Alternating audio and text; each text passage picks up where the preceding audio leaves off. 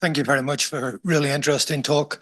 Could I just ask you to explore a wee bit the fact that vulnerability is situational rather than pervasive? I think my feeling is that many of us think that there is a vulnerable group that we need to protect, but actually vulnerability is situational and we are all vulnerable at some point, and that's maybe something that we need to explore a bit. Gosh, that's a really interesting question, and I think there are two ways of looking at that. One of which is around victimization, and the other one's around perpetration. So let's start with victimization, and we have to be honest here that there are some factors that do correlate with victimization. Any child can experience online harm or contact sexual abuse, but you're 3 times more likely to experience child sexual abuse if you're disabled than if you're not disabled. You're much more likely to be sexually abused as a girl than you are as a boy. Although, interestingly, the stuff around data would tell us that boys are more likely to be abused in organizational settings than girls are. We also need to recognize that mental health is an issue in terms of vulnerability for children and young people. And although we don't talk about this very much, being LGBTQ plus is also a significant risk factor, particularly in relation to online harm. Boys coming out as bisexual or gay seem to be as likely, if not more likely, to be sexually abused online than girls are at the moment. So we're seeing some really interesting kind of stuff in terms of the data that we need to pay attention to. But as you say, vulnerability is often quite contextual as well. So vulnerability can be, the child who's living in a family who's going through a crisis at the moment. The loss of a father, or the loss of a mother, or the death of a grandparent. It can be about having parents who are distracted and not as attentive to the needs of their children and not able to provide the right level of guardianship, supervision and monitoring that they would normally provide, which may just be because they're working too many hours. It may just be because actually there are issues around kind of mental health more generally within the family. So that there are often situational contexts with respect to vulnerability as well.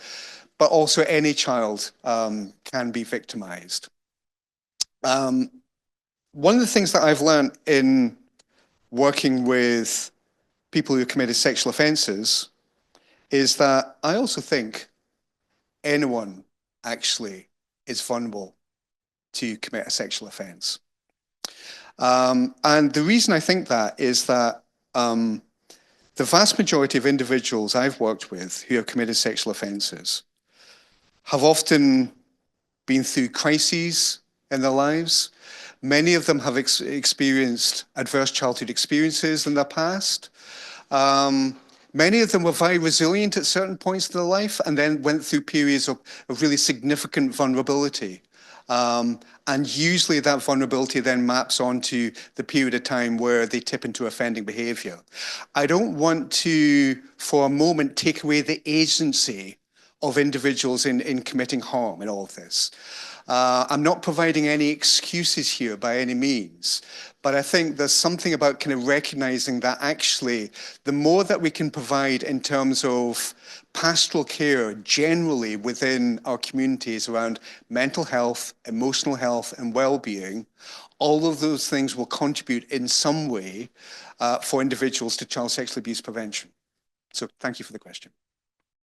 Thank you. I just wondered, would you say a little bit more about bystander training? Wasn't quite sure what that involved. Comes from criminology and goes back to a case back in the 1960s of a young woman who I think was called Kitty Genovese. I hope I've got that right. Wikipedia will show me that I'm wrong, no doubt. She was a young woman who was violently attacked in streets of New York back in the late 1960s. And when the police did the investigation, what they found was because she was assaulted and then murdered in a public setting in the evening.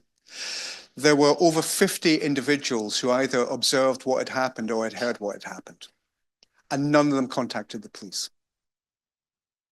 Which is the idea of being a bystander, that actually you see something happening that is of concern, but you don't do anything with it.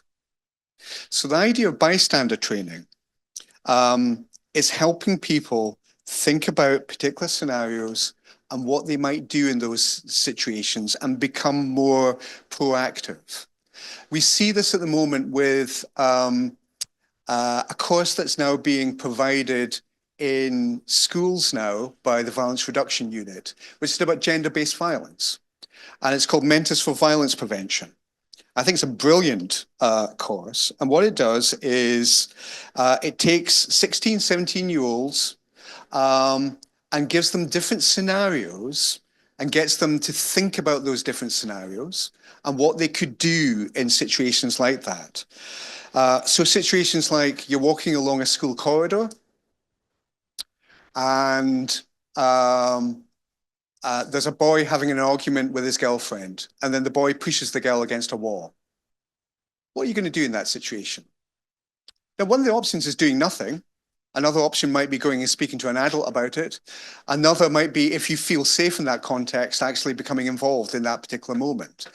So exploring what feels right for an individual in a particular context. Another scenario is, in the playbook that they have, is you're at a party, there's lots of alcohol being drunk, and you see a young woman who you know from your class who is very drunk, and she's been taken into a bedroom by 3 young men. What do you do in that situation? Things where we can make some proactive, moral, ethical choices in all of this. The suggestion here is actually, how do we begin to apply those principles with respect to training for adults in particular contexts? A colleague of mine who was involved with the inquiry, the Royal Commission into Child Sexual Abuse in Australia, told me that there was a situation that was being investigated where there was some abuse that had taken place by a Jesuit priest. And in that Jesuit community, the abuse had pretty much taken place in plain sight. That there were other individuals within the community who had seen, for instance, they had gone into a room at one point and found that he had a 7-year-old child sitting on his knee with no explanation about why the 7-year-old child was there. And when that particular member of the Jesuit community was asked, why didn't you do anything about that? They said, well, we didn't think he was a paedophile. And when they were asked, why didn't you think he was a paedophile? They said, well, he was quite young. Paedophiles tend not to be young, are they? You know, and he was quite good looking, and paedophiles aren't good looking. And we quite liked him, and we don't like paedophiles. So going back to that thing about the media construct that we have in our head about who it is that commits offences, we need to overturn that, but we also need to think about actually, if we know what the signs and indicators are in terms of stuff around boundary violation, the stuff that I showed in that video earlier on, how do we empower people to do things in those situations where they're thinking, actually, I might be wrong, but actually I might be right. So I think I need to do something about that. That's what I mean by bystander training. Stuart, thank you very much for that. I'm just reflecting on it, so there might not be a question, but bear with me. Right at the beginning, you spoke about 1 in 10 children have been exposed to abuse, harm of some sort. Yeah. The thing that I was thinking about is, my understanding is most abuse occurs in familial settings. Mm-hmm, mm-hmm. So in a faith-based setting, we might only have contact with families for an hour a week. Yeah. Some more than that if the children are doing other things or the parents are doing other things in the church. So if I was a parish safeguarding coordinator and I'm not, what do we need to be doing as a church to help with these, creating these barriers, these blocks to people moving into a position where they can create harm to children. So you're absolutely right that the majority of sexual abuse probably takes place in families and households, either the household of the child or the household of the abuser, and sometimes they're both one and the same thing, not always. A colleague of mine in Australia did some work recently where they looked at 250 cases involving abuse within families. And they were wanting to find out more about what the situational context was of abuse within families. And it's really challenging preventing abuse in those settings. Let's be frank about it. But what they found was that actually the protective parent in that situation had usually been in the household when the abuse had taken place. They often had some level of concern, not always, but they often had some level of concern about what the interaction was between the person who caused the abuse and children within the family. If, for instance, in your parish, there was on your notice board a poster about Stop It Now, that the protective mum in that situation might be able to kind of see and then make a call to reach out, or if she had any worries or ambivalences herself, that she felt that the church was a safe space where she could start to explore some of that, or recognizing that the person who's causing the harm may also be visiting your church as well, and therefore seeing a poster saying, are you worried about thoughts or feelings you have around children? And knowing that actually that there's a safe space where they can actually kind of reach out to an organization such as ours, or indeed finding a safe space to talk about what be some of the underlying issues. Going back to what I was saying about, we try and do the stuff around sex offender treatment earlier on before people have committed any offence. But actually, that's often about responding to the contextual factors that are there for individuals. So actually helping people address some of the stuff that's around the offending behaviour, then actually, you know, your setting may be a perfect setting for all that messaging that needs to be there in relation to prevention in the first place. I'm not suggesting it's simple or easy, but I'm just suggesting there may be more that can be done than what we're doing at the moment. I was abused by a priest more than 70 years ago. Over the recent years, I've chaired Bishops' Conference meetings. I was involved in social work for many years. I've walked with survivors of abuse for the last 25 years. I think one of the very valuable sessions today, I must say, obviously on prevention, one phrase you used, why did the bridge fall down? Why did the bridge fall down in the Catholic Church? Because of the abuse. But not only because of the abuse, but the failure for it to be dealt with by the hierarchy. Because clericalism reigns and continues to reign to a degree. And I think one of the issues we have to address is one line in the current document used by the Church about clericalism. There's no attempt to deal with it or to acknowledge it. And also you talked about Bible standard. My experience of most parishes, they're in denial about it. The parish priest doesn't want to talk about it, and the parishioners themselves don't. So there's a great deal of denial that we have to address. Also from the song, which I like very much, I have to say, Stolen Lives, Walls of Silence, is very accurate. I would also add death of the soul. Many survivors who grew up in care situations from Catholic families, what they experienced as a result of that abuse, they lost their faith, their families lost their faith. It is a death of the soul. So the whole issue in relation to supporting survivors needs to be looked at in detail as well, because at the moment it's not great. Thank you, Alan, for that really powerful statement. And it does remind me that and I forgot to say this at the time, when we were talking about the scale of the problem of child sexual abuse in the UK. And it being an iceberg, you know, the cases that we know about are just the tip of a huge iceberg. That if we recognize the scale of the problem, then what we're recognizing is the human tragedy in all of that. That although impact varies from one survivor to another, and we can't kind of generalize here, for some individuals, the impact can be lifelong in terms of trajectory. So you'll notice that I was maybe a little bit shy in this presentation about clericalism and all of this. And that's partly because I come to this without faith myself. I don't have a strong understanding of that. But I did want to point out, particularly the stuff from Mary Keenan, where she's saying, actually, there have been significant issues around hierarchy, power, cover-ups, that need to be addressed. And indeed also, you know, some thinking about the theological justifications that some colleagues within the Catholic Church have used to justify their own abuse and all of this. So there are organizational contexts here, but I've tried to make this a little bit more general. But we do need to get stuck into what you're talking about if we're going to make a difference. So thank you. What could also really stop these people, you know, the internal inhibitors, that's what you spoke about, but what could stop them in their tracks might be far more awareness of the damage you can do if you carry right on and you cross all those obstacles that you mentioned. And I'm thinking about your early analogy with the fire prevention, you know, so that things don't get out of hand at all. But even thinking of, you know, the initial spark that sets something off and how you can smother it right away. These people, sexual offenders, in my view, I mean, the police say this as well, they are among the most devious of criminals.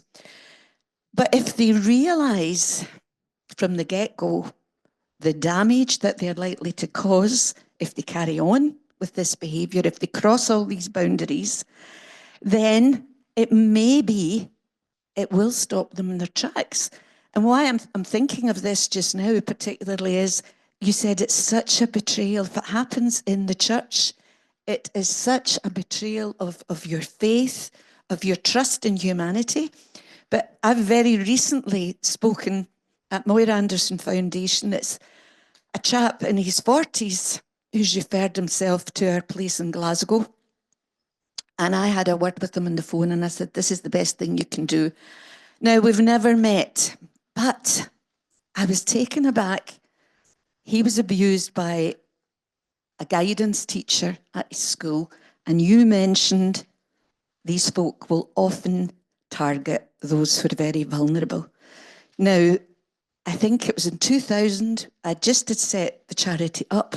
One of the first cases we were involved in was it wasn't a private school, but it was a school in Edinburgh. There were 5 young men, and we supported one of them. But the person was found guilty to do with the charges against 16, 17 and 18-year-olds. And he went to prison. The young guy that we supported, the jury came up with a not guilty to do with him. But what I knew was the 17-year-old, where he was found guilty, that young man didn't go into university. His mum had been dying of cancer. This was his guidance teacher who talked to him about going to church and getting support and help with bereavement. He put total trust in that person. And this is what happened. Now, move on to 24 years later, and guess what? That 17-year-old is the young, well, I call him young because I'm 75, but he's in his 40s now. And we both agreed, childhood sexual abuse is the trauma. It's the Everest of trauma. So really it's about, can these offenders, before they even get going, if they hear that, this is the damage that you could cause, then could we get to their conscience? Can we prick it? I would like to think so. I'm forever optimistic, but conferences like this, expertise like yours can only do the world of good, because we have got to get past this denial that Alan's talking about. This happens, and I'm seeing it all the time. There's very little I would disagree with any of that, Sandra. And I think there are things we can do here. So the only thing I would push back a tiny bit on, you know, I think those individuals who have had long offending careers are highly devious. I think what we know about trajectories into offending, there usually isn't a moment where somebody wakes up one day and says, I'm going to be a sex offender. It's an incremental process over a period of time. And that deviousness is developed often by fantasy over a period of time, and then through offending, and then serial offending, and getting better and better at it over a period of time. Those individuals are there, and actually we've been working with them for years now, but we need to get our head around the movement into abuse in the first place, which is where your point is really well made. We've had some conversations in the past about kind of sentencing and whether increasing sentencing for sex offenders would have a deterrence kind of component to it. It might have, but the research would suggest you would need to ramp up sentencing. You would need to quadruple it to actually have any kind of deterrence component. Because usually what happens is people actually committing offences in quite contextual and opportunistic ways. But you're absolutely onto something about getting people to recognise the harm of abuse, and that being a deterrence quality in itself. There's a very interesting website developed by the Johns Hopkins University called Help Wanted, which is for young people themselves who are worried about their sexual thoughts and feelings towards children, young children. And let's be frank about this, paedophilia does exist. I think we sometimes think it's more common amongst those who commit sexual offences than it is, but it does exist. And if it is there for individuals, it usually begins to emerge in adolescence, where adolescents are thinking, actually, I'm not really that interested in my peers, but I am interested in those younger kids in the community. And actually, the first bit of that website has a module where they have some animations using the real voices of adult survivors talking about what their experience of abuse is, trying to get across to young people who have a sexual attraction to children, if you do anything with this, this is the impact you will have on other human beings. So I think there's absolutely something there about actually recognizing the impact of harm, us trying to communicate that as a society, and that in itself will have a deterrence quality. My background's in policing, and I just wanted to say how much I appreciated the observations about the situational aspect and about bystanding, because the biggest factor that feeds into whether a crime is ordinarily committed is the likelihood of being caught. Yeah, exactly. So if you have active bystanders and you have situations that are safe, it's a real prevention to things happening. Just such a good idea to be practical, such a practical input. Thank you. Yeah, it is about the kind of practical stuff that we need to get on with now. But I think our time's probably up.